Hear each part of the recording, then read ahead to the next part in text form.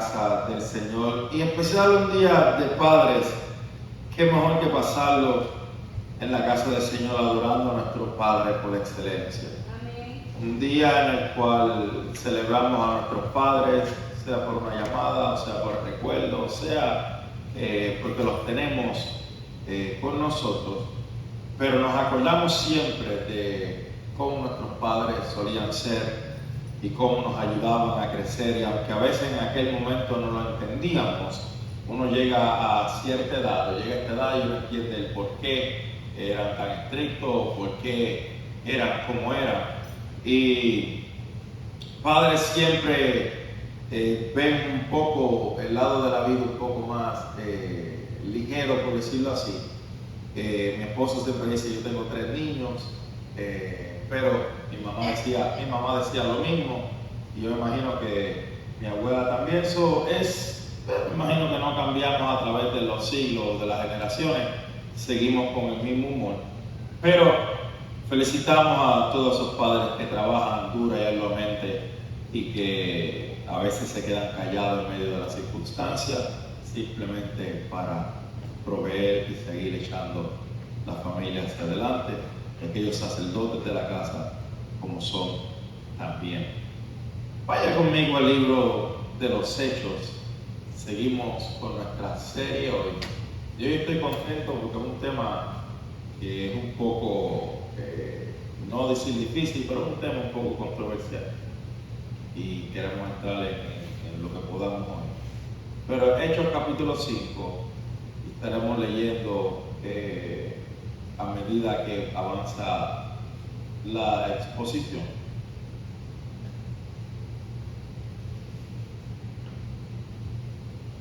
Pero yo creo que usted mantenga su Biblia abierta porque queremos entrar un poco en lo que es el libro de los Hechos. Ya anteriormente estuvimos hablando de lo que fue Pentecostés y decidimos entonces seguirlo de ahí en adelante. Y ahora vemos cómo la iglesia va formándose poco a poco. Específicamente ya hay una serie de milagros y una serie de eventos que han sucedido, y queremos entonces entrar en lo que ya va un poco en lo que es un poco la formación de la iglesia, de estos cristianos, en donde pronto vamos a ver cómo va a haber como una explosión y se va entonces a esparcir lo que es el cristianismo, el evangelio, pero estamos en las etapas del principio. Hablábamos cuando descendió el Espíritu Santo, cómo fue que se convirtieron 3,000 personas, y luego en cuestión de la costumbre, como a las 3 de la tarde, vimos cómo Juan y Pedro iban a orar al templo, y ahí ocurrió uno de los milagros, yo creo que más impresionante, y no era el hecho de que se haya levantado el cojo, Jesús había sanado también, pero era el hecho de que personas comunes y corrientes, personas que no tenían una educación, por decirlo así, no habían ido a la universidad, eran personas de Galilea, las cuales no tenían estudios, no sabían nada, estaban comenzando a propagar el evangelio, estaban haciendo unos tipos de milagros. Entonces, en este momento vemos cómo este cojo se levanta y ellos entran al templo y empiezan a predicar. La predicación sigue por un testimonio. No es lo mismo que yo te esté predicando o te esté vendiendo un producto y te diga: este vacuum cleaner limpia la alfombra, y cuando lo paso en la demostración la alfombra se queda igual. Usted dice: esto no sirve. Pero no es lo mismo que yo te diga: mira, este vacuum cleaner limpia bien, y usted dice: wow, dejó la alfombra limpia, y de momento la vecina de usted dice: ah, yo tengo ese mismo. Entonces usted dice: ok, soy un testimonio, hay alguien que me está diciendo que lo puedo comprar, y es verdad. Lo mismo sucedía cuando Pedro y Juan empezaron a predicar dentro del templo, en el pórtico de Salomón. Entonces veían al cojo y reconocían al cojo que era el que estaba sentado. Esto ocasionó que unas 4,000 personas más se unieran. Estamos hablando de 7,000 personas en menos de según la texto, en menos de una semana, en días, ya habían 7,000 personas convirtiéndose, porque el Espíritu Santo empieza a propagarse de una manera acelerada. Por eso que nosotros tenemos que entender que cuando le damos espacio al Espíritu Santo en nuestra vida personal, el Espíritu Santo empieza a hacer cosas que la gente no reconoce. De momento usted empieza a vestir diferente, empieza a caminar diferente, empieza a hacer cosas que la gente lo ve y dice, pero tú no eras de esta manera, ¿cómo es posible que hayas cambiado tan rápido? Nadie cambia de la noche a la mañana, y tu contestación es, solamente el Espíritu Santo lo hace. Porque tú te miras en el espejo y ni tú mismo te reconoces. Yo puedo decirte que hace 20, 30, 40 años atrás, tú te mirabas en el espejo y tú eras de una manera y ahora te ves diferente y tú dices, wow, solamente Dios lo hace. Pasó conmigo, pasa con muchas personas, porque cuando venimos a Cristo somos una nueva criatura y las cosas viejas pasan, todo tiene que ser hecho nuevamente. Pero entonces cuando usted sigue leyendo antes de entrar en el capítulo 5, usted puede ver que hay una serie de persecución, aunque es poca, porque ellos no saben lo que está pasando. Ellos pensaban que al Jesús haber muerto, ya esto iba a detenerse. Pero ahora lo que están viendo es una amplificación desde el día de Pascua al día de Pentecostés hacia la semana siguiente. En la última semana, ellos han visto el ministerio de Jesús doblarse y propagarse por toda Jerusalén, causando una conmoción y causando lo que los fariseos y religiosos llamarían problemas. Qué bueno que lo que ellos llaman problema para nosotros es libertad. Para nosotros es una esperanza nueva. Entonces, ellos tenían todas las cosas en común. Ellos comían en las casas, ellos identificaban a aquel que tenía una necesidad y la cubrían. Ellos decían, ¿sabes qué? Hoy no tienes que comer, pues ven a mi casa, yo te invito, y a lo mejor mañana otra persona nos invitaba. Y tenían todas las cosas en común porque le servían a un solo Dios.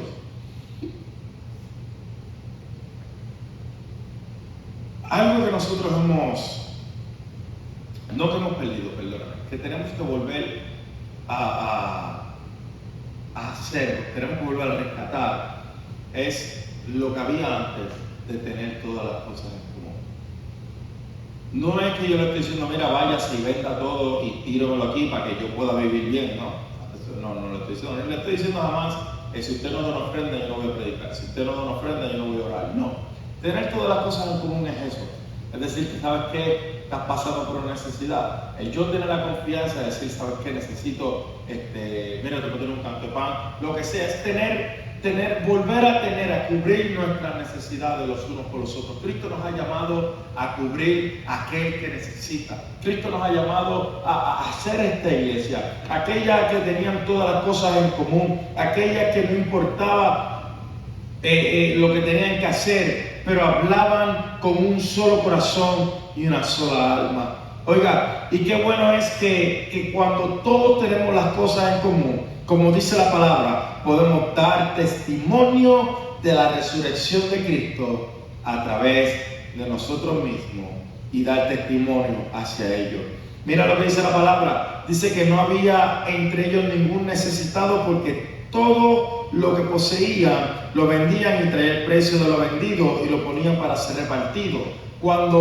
Y esto, mucha gente habla del diezmo, la ofrenda, y no se daba en aquellos tiempos. Pero la realidad, cuando usted va a la palabra y busca lo original, era que se cubría la necesidad sin importar lo que se tenía que hacer. Muchos vendían las propiedades, muchos vendían lo que tenían, muchos vendían un mueble y sacaban y decían, toma, yo sé que fulano tiene una necesidad, cúbrela. Muchos vendían el carro, no había carro, pero esto es un ejemplo, y decían, ¿sabes qué? Pues, mire, yo conozco de gente que han donado autos a hermanas de la iglesia o hermanos de la iglesia. Que si yo tengo un carro allí que no sirve, no que no sirva, que no lo uso, vamos a hacerlo, vamos a venderlo y lo que se gaste se le da a la iglesia. Yo también he visto de cómo iglesias cubren necesidades, no que se anden publicando, pero la iglesia ha sido llamada a cubrir la necesidad de los otros. Así que cuando usted se entere, cuando usted sepa de que alguien está pasando por una necesidad, Si no puede cubrirla, tráigala a los medios que sean necesarios y vamos a hacer lo posible con la ayuda del Espíritu Santo. Entonces dice la palabra que había una persona rica, la cual se llamaba José, que los apóstoles habían puesto Bernabé, y él vendió su heredad y trajo el precio y lo puso a los pies de los apóstoles. Y se ponía en Jerusalén a los pies de los apóstoles. ¿Y por qué le estoy explicando esto? Porque esto es necesario que usted entienda para lo que sigue en el capítulo 5. Entonces se ponía a los pies de los apóstoles, y cuando se ponía a los pies de los apóstoles, los apóstoles distribuían de acuerdo y conforme a la necesidad que había en Jerusalén. Lo que sucede es que empezó a regarse el cristianismo, entonces la necesidad empezó a expandirse, y eso se explica más adelante, porque ya Jerusalén entonces no podía ser la base de los discípulos, entonces se tienen que mover hacia Cesarea, se tienen que mover hacia otros lugares, pero Jerusalén era la base al principio donde los apóstoles cogían la necesidad. Entonces todos los cristianos se reunieron en Jerusalén porque la necesidad de Jerusalén era cubierta, porque la necesidad del hambre, la necesidad de la ayuda, la necesidad que hubiese era cubierta, y por eso era que ellos lo hacían.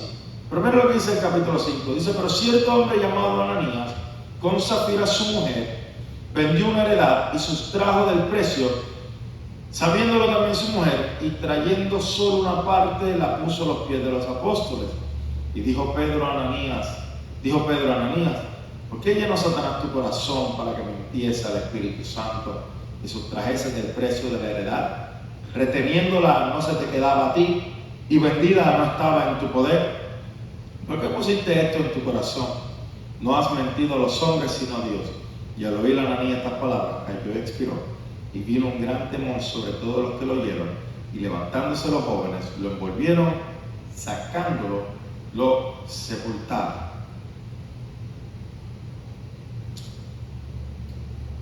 Este capítulo o estas palabras son un poco controversiales porque nos enseña, o de la manera que se enseñaba antes, era de que Dios era un Dios tipo legalista, que era un Dios como que siempre está buscando un movimiento en falso para poder destruirte, para poder atacarte, para poder decirte: no, tú no estás conmigo, te voy a matar, punto, y se acabó. Pero lo que la realidad es que nos está mostrando no un punto de vista de Dios ni del Espíritu Santo, pero el punto de vista de lo que es el corazón del hombre. Y yo quiero hablarte de eso en esta mañana, en esta tarde, porque a veces pensamos que como hombres podemos engañar a Dios, y la realidad del caso es que no se puede engañar a Dios. Mire, cuando hablamos acerca de Ananías y de Zafira su esposa, estamos hablando acerca de una historia la cual yo creo que Lucas la pone en este capítulo o en este libro para que nos sirva de ejemplo y como lo que se conoce en inglés como un blueprint para nosotros llevar negociaciones y cómo saber lo que hacer en un futuro como la iglesia de Cristo. Estamos viendo que hay un boom dentro de lo que es el cristianismo. Está empezando un movimiento el cual los apóstoles, cuales seguían a Jesús, están empezando a hacer milagros, están empezando a hacer prodigios, están predicando lo que es la palabra de Dios, están empezando a formarse un grupo, los cuales estamos hablando de una multitud, y a pesar de que muchos se convirtieron y tuvieron que irse a sus pueblos, la multitud, un gran remanente queda en Jerusalén, y hay una predicación, ya hay un movimiento, ya hay algo que está sucediendo, ya hay ofrendas que se están dando y se están recogiendo, ya se están cubriendo las necesidades, ya están yendo al templo más contentos. Ahora dice la palabra que ellos predicaban en el pórtico de Salomón en todo momento. Cada vez que el judío iba a orar, ellos estaban predicando, y la multitud seguía creciendo. Y mientras más crecía la multitud, más la gente daba. Y mientras más la gente daba, más la necesidad se cubría. Y mientras más la necesidad se cubría, más la gente seguía viniendo. Oiga, tenemos que volver a ser esa iglesia que cubre la necesidad del otro. Y no estamos hablando simplemente de cubrirla monetariamente, pero hay iglesias que ya ni oran los unos por los otros. Tenemos que volver a ese momento en el cual yo me sienta en confianza de poder llamar a alguien y decir, ¿sabes qué? Tú puedes orar por mí. ¿Sabes qué? Tú puedes, que no tenga que haber una conversación, mira, ya que estamos hablando, es que tu crecitura, no, que yo pueda decir, ¿sabes qué? Edwin o Milagro o el que sea, puedes orar por mí, y que nosotros podamos decir, sí, vamos a hacerlo, sacar de nuestro tiempo, porque somos cristianos antes que nada. Yo soy cristiano antes de ser un chef, yo soy pastor antes de ser cualquier cosa, pero tenemos que volver a ese tiempo, y mientras más la multitud crecía, más persecución se veía venir. Ahora usted tiene que entender lo siguiente: están básicamente molestando el programa o la programación, por decirlo así, de lo que eran los sacerdotes en el templo, porque ya no hay una religión. Ahora Cristo empezó a introducir una relación, y esto es lo que se está viendo en este movimiento, donde la religión no cubre mis necesidades, donde la religión no aporta nada a lo que es mi vida, donde la religión no ha hecho nada por mi cuerpo ni por mis hijos, pero ahora estoy viendo un movimiento de un Cristo de Nazaret, el cual decía ser el Hijo de Dios, los cuales ellos dicen que ha resucitado, y veo que hay un poder en ellos, veo que hay un hablar en ellos diferente, veo que hay algo el cual suple mi necesidad, el cual mis hijos por primera vez en mucho tiempo han podido comer un bocado caliente, donde mi hija no se podía levantar, pero ahora se está levantando, por donde yo puedo ver que una oración hizo que aquel hablara, que aquel viera. Hay algo diferente, la cual la religión no me ha dado. Por lo tanto, yo dejo a un lado la religión y empiezo a seguir a aquel que dice que resucitó de los muertos, y yo lo puedo sentir. No es cuestión de religión, es cuestión de relación. Iglesia, venir a la iglesia está bien, venir al templo está bien, venir a orar, venir a cantar, escuchar la predicación, pero más que eso, ¿qué estamos haciendo por el reino? Por eso es que en todo momento hay que predicar, en todo momento hay que orar, en todo momento debemos estar ready. Si usted va por la calle y alguien le dice, te puedo orar por mí en la calle, ¿usted oraría por él en la calle? O usted es de aquellos que dicen, mira, pues, es que aquí, mejor vamos a entrar al baño, y en el baño oramos. No. Ellos dicen que en el templo, que todos los sacerdotes lo veían, y eso les molestaba. Pero veían a Pedro y hablar con tan denuedo, que ellos decían, es que hay algo diferente en ellos, porque ellos no hablan así. Hay algo diferente en ellos, porque ellos no son así. Y dice que la gente venía y se maravillaba. Pero hubo un hombre llamado Ananías, y usted va a ver esto a través de toda la Biblia. Hubo un hombre llamado Ananías, el cual acordó vender su propiedad y darla a los apóstoles. Acordó vender su propiedad, darla a los apóstoles, para que se cubriera la necesidad del pueblo. Por eso es que hay que ser bien cuidadoso con los pactos, y no decir pactos, con los votos, que es la palabra que estoy usando, con los votos que salen de nuestra boca. La palabra dice que no vayamos a ser atados por nuestros dichos, y sin embargo no podemos hacer tampoco votos a la ligera. Pero cuando usted hace votos, usted tiene que ser sensato. Lo que estamos viendo aquí de Ananías y Zafira es que ellos querían meterse en lo que se llama la ola. Sí, estaba todo el mundo vendiendo, había un afán, y queríamos sentirnos importantes. Por eso es que mire, yo estoy, y si a usted le gusta, amén, hay problema, usted nunca lo va a ver de mí, porque yo estoy en contra de eso. Yo he visto, no hay nada más, mira, ¿verdad? Es que no quiero sonar. No hay nada malo con que usted, nosotros lo hemos hecho en Vision of the House, usted por unos sobres, usted se lo lleva, usted discute con la familia, y usted, pues, si quiere dar la ofrenda, con eso no es nada malo. Lo que yo no me gusta, y no me gusta por esto que acabamos de leer, es que usted ponga, y yo lo he visto en la iglesia, donde usted ponga sobres en el altar y le ponga un número a los sobres: 200, 100, 50. Porque entonces se va a levantar aquel que es como que, yo voy a coger el 300 para la gente. Entonces la gente va a leer el 300 y va a decir, wow, ese hombre cogió el sobre de 300. Pero entonces usted mira diferente al que coge el de 20. Me está entendiendo hasta aquí, ¿verdad? Entonces, es una hora. Si todo el mundo empieza a coger el de 300 porque quiere sentirse más importante, aunque no los tenga, entonces todo el mundo deja el de los 20 sin saber que el de 20 es más fácil. Pero sin embargo, va a llegar el momento que a lo mejor usted no puede pagar el de 300 y cuando el pastor le pregunte, usted dice, pastor, es que de verdad yo lo cogí por la emoción, porque es que dirán y ahora no puedo tener. Entonces el pastor le va a decir, pero entonces ¿por qué no cogiste uno de 20? Y hubiese cogido el de 300, es la emoción. Ananías estaba envuelto en lo que era, hay un movimiento pasando. Usted sabe como cuando empieza una iglesia nueva que todo el mundo quiere hacer trabajar, o cuando hay algo nuevo que todo el mundo quiere ser parte, o cuando usted llega a parte, es una euforia, por decirlo así, la cual nos cubre y queremos hacer varias cosas. Queremos predicar, cantar, queremos a sonido y dar la clase todo a la misma vez porque yo puedo hacerlo en el nombre de Jesús.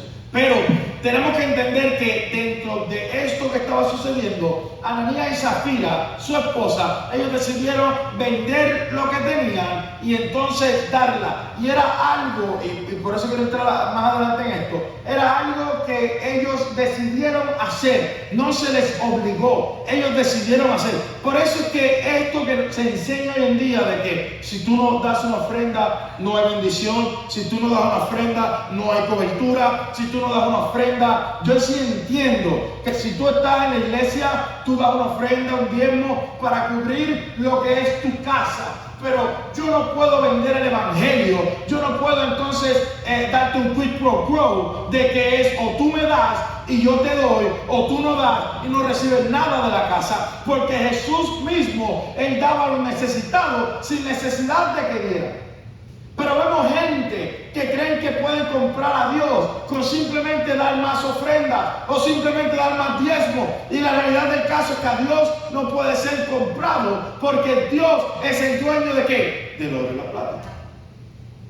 Pero entonces esta pareja querían entrar en lo que era la ola. Ellos querían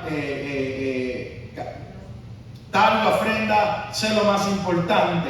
Pero decidieron en su corazón quedarse con algo del precio. Ellos le dijeron a los apóstoles, vamos a vender nosotros lo que tenemos, vamos a venderlo. Los apóstoles, ¿están seguros? Sí. Y se los vamos a dar a ustedes para que cubran la necesidad, porque nosotros queremos ser un vaso, nosotros queremos ser un instrumento. Y los apóstoles, muy bien, qué bueno, gloria a Dios, aleluya. Amén, los bendecimos, vamos a orar, necesitamos más gente así, que estén dispuestos a hacerlo. Pero entonces cuando dijeron, vieron, ya los apóstoles tienen chavos, la gente tiene chavos, ¿qué tú crees si nosotros nos quedamos con un poco de lo que esto vale? Le damos a ellos y ellos nunca van a saber, ellos no saben qué van a saber del precio. Y nosotros entonces también podemos ser partícipes de que ellos nos cubran a nosotros, porque ve, de dar, vamos a estar, usted sabe cuando usted va a un museo que dice donadores así y tienen el nombre así de los museos y vamos a estar ahí en las placas pero a la misma vez vamos a tener chavos y la esposa dice no hay problema, vamos a hacerlo. Hoy hablamos del Día de los Padres, pero ves que Ananías primero consultó con su esposa. Si la esposa le hubiese dicho que no, a lo mejor Ananías hubiese dicho que no, pero la esposa, la mujer que medita más tiempo. Pero estamos viendo cómo el corazón del hombre se puede engañar fácilmente. Cuando ellos vendieron, dice que pusieron una parte solamente a los pies de los apóstoles, Pedro automáticamente dijo, oye, ¿qué está pasando aquí? ¿Por qué Satanás llenó tu corazón de mentiras? Y mira lo que le dice, si la retenías, no estaba no era tuya, no se te quedaba a ti. Y mira la parte importante, dice, y si la vendías, no era tuya. Entonces, ¿por qué lo hiciste? Aquí que entonces entra la batalla de que algunos teólogos dicen que no era que vendían sus casas, y por lo que al principio, no era que vendían todo, era que vendían unas posesiones o algo a lo mejor que no usaban y las traían a ellos. Porque el apóstol le está diciendo, mira, si la vendía, no, como quiera no era tuya. O sea, lo que estaba vendiendo. Por eso yo digo, el día que un pastor le diga a usted, venda su casa y traiga mi casa aquí y usted se quede sin casa, salga de esa iglesia, corra, porque no funciona de esa manera. Sin embargo, cuando Pedro habló, y Pedro no le habló a Ananías, sino le habló al corazón de Ananías, automáticamente dice la palabra que él cayó y expiró. Expiró porque le mintió al Espíritu Santo y expiró porque había maldad en su corazón. Iglesia, tenemos que entender que aunque vivimos en tiempo de gracia, aunque vivimos en tiempo de misericordia, cuando nosotros jugamos con Dios, tenemos a veces unas consecuencias. Yo creo que Dios es un Dios misericordioso. Yo sé que Dios es un Dios que da oportunidades, es un Dios que levanta, un Dios que restaura, pero también es un Dios que dice, ok, tenemos que enseñarte una lección. Ok, ya hasta aquí bastó. Y lo importante de esto es que no solamente Ananías y Zafira decidieron engañar a Dios, decidieron engañar a los apóstoles, pero se comprometieron a apoyar algo, el cual era muy preciado para Dios, y era la iglesia. Se comprometieron a cubrir la necesidad de aquellos que estaban hambrientos cuando era mentira. Se comprometieron a cubrir la necesidad de aquellos que tenían frío cuando era mentira. Y la palabra dice, por cuanto se lo haces a uno de ellos, me lo estás haciendo a mí. ¿Y en qué te lo hemos hecho? Cuando le diste de comer al que no tenía comida, cuando cubriste al desnudo, cuando aquel que tenía frío lo cubriste. Por lo tanto, no es cuestión de que engañaste al apóstol, no es cuestión de que engañaste al Espíritu Santo, pero tú querías simplemente abusar de aquellos, la cual la palabra me dice que Dios siempre los tiene bajo su cobija. Y cuando Dios me está diciendo, Jesús me está diciendo, si lo haces a ellos, me lo está haciendo a mí, tenemos que entender que cuando yo decido cubrir la necesidad de aquel que está afuera, yo no estoy cubriendo la necesidad solamente de aquel que está afuera, pero se lo estoy haciendo al mismo Jesús. Y aquí está el problema, que pensamos que la gente de afuera o la gente que necesita dentro de la iglesia no representa a Jesús, y representa a Jesús. Él decidió sustraer una parte de lo que era el dinero simplemente para quedarse con ella sin saber que le estaba robando a Dios. No eran los apóstoles, no era a nadie más. Por eso es que es tan importante, mire, si usted, y yo lo digo, mire, el diezmo y la ofrenda es importante. Y vamos a hablar de dinero un poco. Es importante, no porque pues yo sabía para que el pastor lo va a gastar. Mire, usted puede revisar los libros, usted puede lo que sea. Yo no cobraba 5 años ni un centavo. Y no me molesta, porque Dios me ha bendecido con un muy buen trabajo, en el cual a veces hay que sacar de nuestro propio dinero y darlo a la iglesia, y no tenemos problema. Pero tampoco significa que usted se va a endeudar, que usted va a usar la tarjeta de crédito, que usted va a dejar de comer esta semana para poder dar el diezmo a la iglesia. No.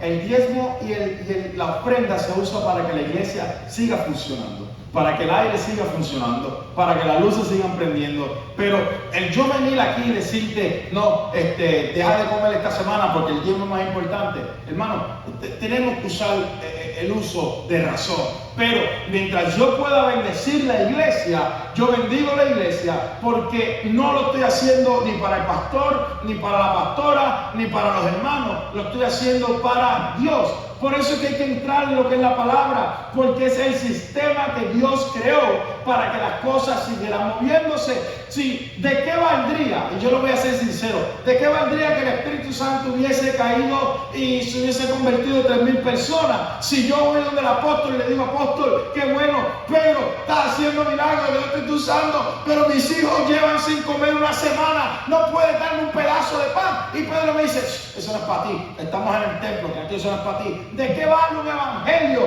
en el cual sea para lucrar apóstoles, para lucrar pastores, y en nada sirve en nosotros cubrir la necesidad de los otros? Tenemos que empezar a bendecir para ser bendecido, pero el corazón del hombre tiene que entender que todo le pertenece a Dios. Y una vez oí una predicación y decía, bueno, tanto que peleamos por el 10%. Tanto que se pelea uno por el 10%, cuando en realidad Dios es el que te ha dado todo. ¿Tú sabes cuántas veces yo he orado para que Dios me viniera con un buen trabajo? Y de momento Dios lo hace y yo voy a poner a pelear con Dios, 10%, jamás. ¿Cuántas veces tú has orado para que Dios te provea y de momento el 10% es mucho? Pero si todo lo que yo tengo le pertenece a Él, todo lo que yo tengo es porque me lo ha dado, mi hogar, mi trabajo, mi salud, todo me lo ha dado Él. Entonces cuando tengo la oportunidad de darle las gracias a través de un 10%, de una ofrenda, de un pan, de una comida, de lo que sea, entonces vamos a pelear con Dios. Dios no nos ha llamado a pelear, Dios nos ha llamado a bendecir, Dios nos ha llamado a esparcir su palabra y nos ha llamado a cubrir la necesidad de los unos a los otros. Dice que una vez Ananías fue sacado, entró su esposa con un lapso de 3 horas, no sabiendo lo que había acontecido, entró a la casa. Entonces Pedro le dijo: dime, ¿vendisteis en tanto la heredad? Y ella le dijo: sí, en tanto. Y Pedro le dijo: ¿por qué convenisteis en tentar el Espíritu del Señor? Aquí a la puerta, a los pies de los que han sepultado a tu marido, y te sacarán a ti. El instante ella cayó a los pies de él, expiró. Y cuando entraron los jóvenes, la hallaron muerta y la sacaron, la sepultaron junto a su marido. Y vino gran temor sobre toda la iglesia y sobre todos los que oyeron estas cosas. Ellos no iban a cambiar. Entonces, tenemos que entender que Dios ve más allá. Si le robaron a Dios ahora, imagínense qué hubiese pasado después. Imagínense qué hubiesen hecho. Y a veces pensamos: wow, ese Dios es tan fuerte. Dios es un Dios de amor. Y yo estoy convencido de que Dios hizo esto por amor a las futuras generaciones que se iban a levantar. Por amor a nuestros hijos. Por amor a aquellos. Porque Dios es un Dios tan bueno. Y el Evangelio es tan puro que Dios no iba a permitir que se estuviesen jugando dentro, o estuviesen mintiendo, o tuviesen cosas de necesidades sin cubrirse. Si usted da el diezmo, da la ofrenda, no, ese es el problema entre usted y Dios. Yo no me meto en eso. Yo siempre digo: eso es el problema entre tú y Dios. A mí me preguntaron por qué es tan importante darlo. Luego la Biblia lo dice. Pero que el Nuevo Testamento no habla. Yo espero el Nuevo Testamento no habla de diezmo, pero habla de ofrenda. Las ofrendas son mayores que lo que era el diezmo. Estamos hablando de un 30 o un 40% que yo daba. Y Dios te pide un 10%, las iglesias piden un 10%. Pero es que yo no entiendo por qué. Y yo le digo: mira, usted lo quiere dar, amén. Y si no lo quiere dar también, eso a mí no me va a quitar el sueño. Se lo quita usted. Pero eso es el problema de usted y Dios. Porque la Biblia dice, Dios lo dice: ustedes me están robando. Y ellos decían: ¿en qué te estamos robando? Los diezmos, me ofrenda. Yo no quiero ser aquel que yo sea llamado a capítulo diciendo que Dios me diga a mí: José, tú me estás robando. Si usted quiere dormir con esa carga en su conciencia de que usted le está robando a Dios, es su problema, o es problema de aquel que lo quiera hacer. Pero no podemos dejar que esto tampoco afecte nuestra salvación. 10% salva, no. El 50% tampoco. El dar diezmo salva, no. El darlo me va a hacer perderme, no. Si lo doy me voy para el infierno, no. Bautizarme me salva tampoco. Lo que me salva es un corazón que haya aceptado a Cristo como mi Salvador. Eso es lo que nos salva. Amén. Amén. Pero mientras tanto, dice la palabra que cayó un gran temor sobre toda la iglesia y sobre todos los que lo oyeron. Cayó un gran temor, porque todos dijeron: ok, para, lo que en realidad Jesús predicó, esta gente lo está siguiendo. Y esto es lo que hace que haya muchas señales y maravillas. Dice que por la mano de los apóstoles se hacían muchas señales y prodigios en el pueblo, y estaban todos unánimes predicando en el pórtico de Salomón. Allí estaban todos unánimes, oyendo palabra, traían los enfermos, hacían milagros, y todos estaban maravillados de lo que Dios hacía. De los demás ninguno se atrevía a juntarse con ellos, mas el pueblo los alababa grandemente. Y los que creían en el Señor aumentaban más, gran número así de hombres como de mujeres, tanto que sacaban a los enfermos a las calles y los ponían en camas y los ponían en lechos, para que al pasar Pedro, a lo menos su sombra cayese sobre alguno de ellos. Y aún de las ciudades vecinas muchos venían a Jerusalén trayendo enfermos, atormentados de espíritus inmundos, y todos Aquí es que tú sabes que esto era verdad. Porque no hay una diferencia entre lo que Jesús hizo y lo que los apóstoles estaban haciendo, excepto la palabra y la promesa que dicen: oiga, ustedes van a hacer cosas mayores que las que hemos hecho, de las que yo he hecho. Dice que la necesidad era tanta que venía gente de las ciudades cercanas y los ponían en las calles, y cuando Pedro pasaba, que ellos esperaban que Pedro por lo menos los mirase, los tocase. Y la palabra va más allá al decir que aunque la sombra fuera lo que los tocase, ellos tenían la fe de que si la sombra los tocase, ellos pudieran ser levantados. Cuando yo era pequeño se cantaba un corito que decía: con la sombra de Pedro se sanaban los enfermos, ¿verdad? Con la sombra de Pedro se sanaban los enfermos. No era la sombra, ni tampoco Pedro. Y esta conversación lo tengo con mi esposo y yo, porque parece de loco. Donde el apóstol pasa y la sombra mía va a sanar gente, parece de loco. Dos cosas. Número uno, la Biblia no especifica específicamente que la sombra sanaba gente. Número uno, pues dice: a lo menos su sombra cayese sobre alguno de ellos. Eso es la esperanza que ellos tenían, que la sombra cayese. Y número dos, si la sombra provocaba que se levantara, es como ese corito. No era ni por Pedro ni por la sombra, pero era por la fe que tenía esta gente. Y yo te voy a decir algo: cuando tú tienes una fe, que tú sales de la ciudad a simplemente oír el evangelio, aunque sea la sombra, aunque sea un viento, aunque sea lo que sea, el Espíritu Santo se mueve. Por eso es que yo no puedo poner al Espíritu Santo en una caja, porque la fe de ellos hacía que fuera la sombra, que fuera Pedro, que fuera una mirada, que fuera lo que fuera, pero se sanaban, porque estaban escuchando palabra de Dios. Y cuando usted tiene fe, iglesia, cuando yo tengo fe, usted puede mover montañas. A veces pensamos: yo voy a ir a esta campaña evangelística para que aquel ore por mí, para ver si yo me sano. Pero ¿tú qué? ¿Por qué tú no te coges aceite y vamos a ungirnos y vamos a orar? Y yo declaro y empiezo a caminar, yo declaro: yo sé que Dios me va a hacer, yo sé que Dios lo va a hacer, yo sé, esto va a ser la confirmación. Y mire, y si yo oro por usted, va a ser la confirmación de lo que usted sabía dentro de usted. Y si pasa en la iglesia, es porque usted venía orando por eso. Y si pasa en su hogar, es porque usted venía orando por eso. Obviamente tenemos que congregarnos y esperamos que si sucede, usted venga y dé un testimonio y corre y brinque y patee y diga: Dios lo hizo. No diga fue Pedro en la sombra, pero diga fue Dios. Pero había un mover tan hermoso, donde la iglesia estaba empezando a comenzar, donde se reunían a escuchar palabras y había maravillas y había señales. Y esto lo que provocó fue un cambio en la atmósfera, donde ya entonces en esta ciudad se volvía a ver lo que Cristo estaba haciendo antes de que los apóstoles lo hicieran. Obviamente la palabra dice que ellos fueron perseguidos y fueron asustados y fueron encarcelados. Y luego de que le hicieron muchas preguntas, ellos al responderlas, la gente entendía y los religiosos entendían que había algo diferente en ellos, porque ellos no podían hablar así. Mira lo que dice el verso 33. Dice que luego de Juan y Pedro explicarse y exponer lo que el Espíritu le había dado, los religiosos al oír esto se enfurecían y querían matarlos.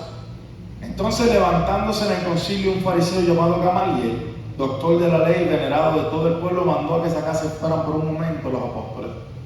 Y luego dijo: varones israelitas, mirad por vosotros lo que vais a hacer respecto a estos hombres. Porque antes de estos días se levantó Teudas diciendo que era alguien, y a este se unió un número de como 400 personas, pero él fue muerto y todos los que lo obedecían fueron dispersados y fueron reducidos a nada. Después de este se levantó Judas el Galileo en los días del censo y llevó en pos de sí muchos pueblos. Pereció también él y todos los que lo obedecían fueron dispersados. Yo quiero hacer un paréntesis ahí. Por eso que hay que entender que cuando Jesús se levanta y cuando esta gente quiere declarar a Jesús como el Mesías, Jesús siempre sale corriendo, porque había tantas personas que se habían levantado y ninguno había tenido éxito. Pero al ver que Jesús desafiaba abiertamente a los religiosos y a los romanos y hacía sanidades y hacía prodigios, ellos decían: este es el que nos va a salvar, a este nos vamos a unir. Pero Jesús, siendo más inteligente, Jesús decía, no, yo he venido a rescatar a un Israel espiritual, el cual ustedes todavía no entienden. Yo no soy ese tipo de Mesías todavía, pero lo voy a hacer, aunque él era ese tipo de Mesías. Y ahora os digo, apartaos de esos hombres y dejadlos, porque si este consejo, esta obra es de los hombres, se desvanecerá, mas si es de Dios, no lo podráis destruir, no sea que tal vez se encuentren luchando contra el mismo Dios. Y luego dice que los dejaron, y dice que todos los días en el templo y por las casas no se cesaban de enseñar y predicar a Jesucristo. Todos los días en las casas y en el pueblo no se cansaban de predicar a aquel que nos rescató, a aquel que nos levantó, a aquel que nos salvó, a aquel que nos perdonó. Iglesia, yo no sé de lo que tú estés cansado, yo no sé lo que Dios no ha hecho en tu vida, yo no sé a lo mejor lo que tú estás esperando, pero algo yo sí sé que te puedo decir, y es que no nos podemos no nos podemos cansar de predicar a Cristo. Pastor, es que tú no entiendes, yo estoy pasando, sí, está bien, no hay problema, pero esa queja Dios la sabe y Dios lo va a hacer. A medida que yo me entregue, Dios va a empezar a hacerlo. Mire, y a veces hay cosas que Dios hace para predicar, para testimonio, y a veces hay cosas que Dios deja también para testimonio. Yo entiendo y yo creo en un Dios que restaura, yo creo en un Dios que levanta, yo creo en un Dios que abre puertas, pero también creo en un Dios que nos llama a predicar su palabra, que nos llama a predicar su evangelio, que nos llama a dar testimonio, que nos llama a orar los unos por los otros. Y a veces esperamos que Dios haga su parte, si nosotros hacer la de nosotros. Pero qué bueno que yo puedo decirte que al principio en la iglesia, cuando comenzó, había milagros, había señales, había prodigios, había ofrendas, había diezmos, había predicación, había sanidad, había regaño, había cobertura, habían cosas que a lo mejor se están perdiendo hoy, pero el pueblo estaba contento porque se cubría la necesidad de los unos a los otros y nadie peleaba de nada. Oiga, todos se iban a la iglesia, no importaba que a Pedro lo metieran preso, no importaba que a Juan lo azotaran. Oiga, todos iban y oraban los unos por los otros. Padre, tú vas a hacer la obra. Oiga, y nada de esto se fue dispersando, sino que cada día se añadían aquellos que iban a ser salvos y la iglesia crecía. Y mientras más la iglesia crecía, más se predicaba. Y mientras más se predicaba, más gente iba al templo. Póngase en pie rápidamente.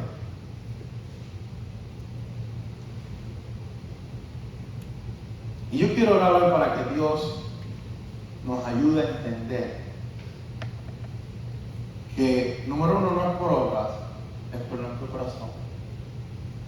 Y número dos, para que haya este sentido nuevamente, no solamente en nosotros, pero en las iglesias, en esta nación nuevamente, de cubrir la necesidad de los unos a los otros.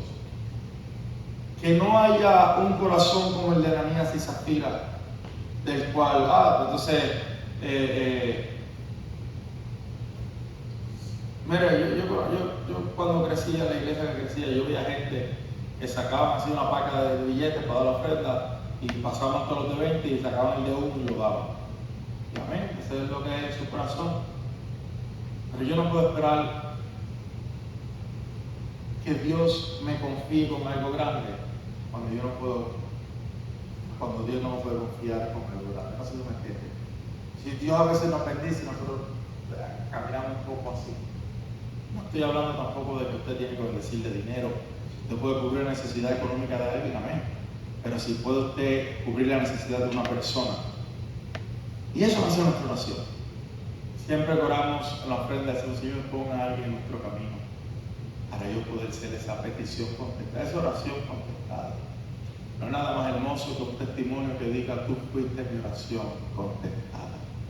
Tú fuiste aquello que Dios usó para que tú me bendijeras. Yo no sabía cómo iba a ser, pero de momento apareciste tú con una compra, o apareciste tú con $10, o apareciste tú con una ropa para un niño. Tú fuiste mi petición contestada. Tú eres esa oración. De que vamos a ser perseguidos, de que va a haber problemas, de que va a haber dificultades, sí. Pero eso no va a impedir de que yo sea esa respuesta. Eso no va a impedir de que yo vaya al templo. Eso no va a impedir de que yo me siga predicando a Jesucristo, de que yo siga enseñándolo. Si quieren oír, amén. Y si no quieren escuchar, amén también. Pero yo voy a seguir predicando. Y vamos a orar para que esta semana Dios abra puertas. Para que abra puertas, para que tú puedas cubrir la necesidad, o para que tú puedas predicar, o para que alguien te predique a ti, o para que alguien te cubra tu necesidad. Yo quiero que usted extienda su mano hacia el frente y vamos a orar en esta hora. Padre, gracias.